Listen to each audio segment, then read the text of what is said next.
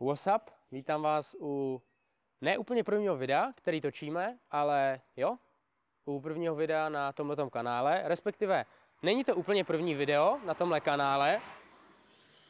Na tomhle kanále už jedno video je a to konkrétně teda distrack na Tadáše Veselýho. To v tomhle videu rozbírat nebudeme. Chtěl bych vám ukázat a nechat vás nahlídnout do světa bojových sportů. Jasně, bojové sporty už v Česku jsou známý, ale je to zejména hlavně MMA, díky Oktagonu a jiným MMA organizacím. Nikdo v amatérském boxu si neřekl, že by začal jen tak tvořit content na YouTube, protože je spoustu zahraničních boxerů. V Americe určitě, ale i po Evropě. Znám dost kluků z Anglie, z Velké Británie, co si řekli, že začnou točit a v podstatě točí jejich život. Myslím si, že by to mohlo být zajímavý, takže vám ukážu, jak zkrátka vypadají moje běžné dny, jak vypadá den zápasu, jak vypadají dny na turnajích, protože v tuhle chvilku je teda zima, blíží se konec roku, za chvilku máme nový rok a ten bych vám chtěl dokumentovat, protože nás nečekají úplně malé věci. Bude to začínat teda tím, že vyhrát mistrovství České republiky a ode dneška za půl roku mistrovství světa. Do toho samozřejmě nespočet mezinárodních turnajů a každý den je vlastně stejný, zároveň úplně něco jiného, takže vám to jenom ukážu. Aby jsme teda trošičku vysvětlili věci, jak se mají, kde jsme a co dneska uvidíte, tak ráno a dopoledne jsme netočili, po obědě jsme si jeli natankovat auto, což jste viděli. Dojeli jsme do Prahy, jsme v Praze a dneska nás čeká trénink. Chtěl bych vám teda představit, ještě předtím, než uvidíte záběry z tréninku a to, jak dnešní trénink bude vypadat, svýho dobrýho kamaráda Valerie. Ale hlavní pointa je taková, že v poslední době jde vidět třeba hodně Lukáš Fajk, to je vlastně taky boxer, Vašek Sivák, k Vaškovi. Teď to asi úplně jako probírat a rozebírat nebudu, ale vy, co máte aspoň dvojciferný IQ, doufám, že si jako o tom uděláte svůj obrázek toho, že to není v pohodě. Jedna věc je být dobrý bojovník, zápasník a druhá věc je být dobrý člověk a umět se chovat a něco těm lidem předat. Jo? Za mě je prostě jedna věc být dobrý zápasník a druhá věc je být dobrý člověk. Jo? Vys třeba Procházka. Procházka je jako člověk naprosto úžasný a jeho výsledky tím, že nemluví a nechává mluvit svoje činy, tak víme, co odzápasil v Japonsku, v Rizinu. Následně to začalo tím, že knockoutoval Oezdemira a byť má za sebou 2 porážky s Pereirou, pořád je to prostě světový zápasník, který normálně zápasí v UFC a nehandrkuje se tady s českýma zápasníkama nebo s československýma zápasníkama o tom, že je jako nejlepší.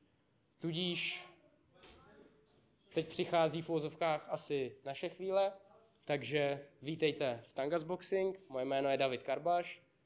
V tuhle chvilku mám jeden juniorský a jeden seniorský mužský titul mistra České republiky v boxu, v amatérském boxu a jo, dneska uvidíte trénink.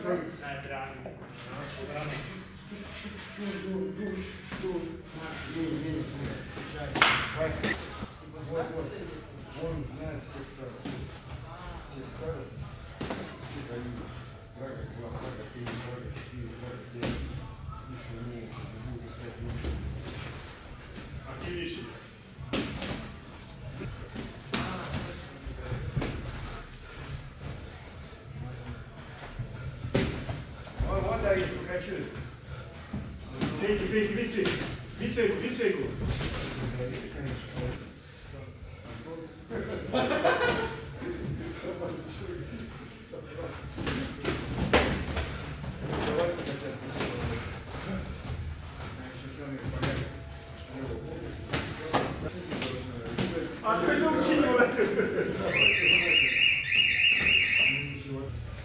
А ще одного, да, ще одного. Зломлений. Не падай в ногу. Валера, не падай в ногу. Выкидывай просто руку. Бам! Вперед, двигайся, на месте не стой. Не падай в ногу, не падай.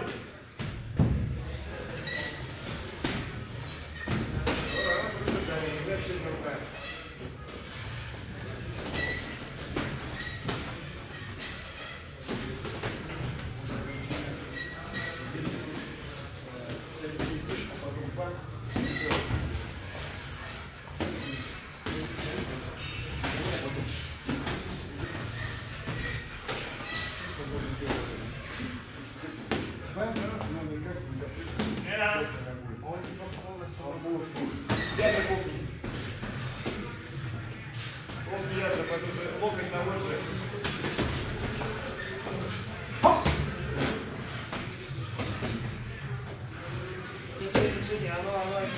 Сидя, это приятно. Жонки враги, взять справа. Жонки взять справа враги. Назначь. Я подпу смена.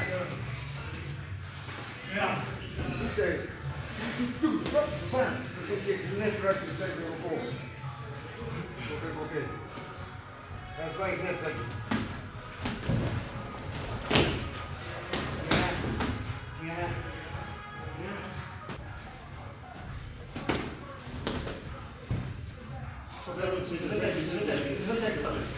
А ты заранее уже на 3 метра ушел. Пока думал. Сам опираешься. А здесь я сделаю, а здесь глаза пойдет. Видишь, что ты делаешь? Бэм, хоп, нет, там, хоп, нет. А не ходишь вниз за травой. Tak, jste viděli trénink, máme to za sebou, úspěšně, dneska to bylo jako vždycky hodně náročný. Rozloučili jsme se, všichni jsme si popřáli šťastný nový rok, neboť zítra je Silvestr. A teď už nás čeká jenom cesta domů, dobře se vyspat a dát si nějaký dobrý jídlo. Já doufám, že se vám tohle video líbilo. Takže doufám, že se vám tohle video líbilo.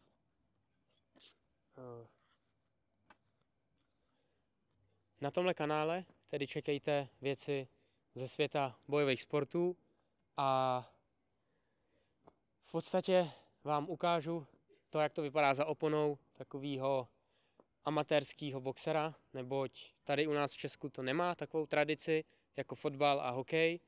Další dobrá zpráva, ještě takhle těsně před Novým rokem, je ta, že nás úspěšně, respektive jsme úspěšně vykomunikovali soustředění s Uzbekistánem, s uzbekistánskou reprezentací. Pro ty, kteří byste nevěděli, jak je na tom Uzbekistán v amatérském boxu, tak je to aktuálně největší světová velmoc. Na olympijských hrách v Paříži teď, 2024, bylo 7 váhových kategorií, mužských 7 váhových kategorií, přičemž Uzbekistán získal 5 zlatých medailí, ale to si někdy můžeme rozebrat a probrat v jiném videu.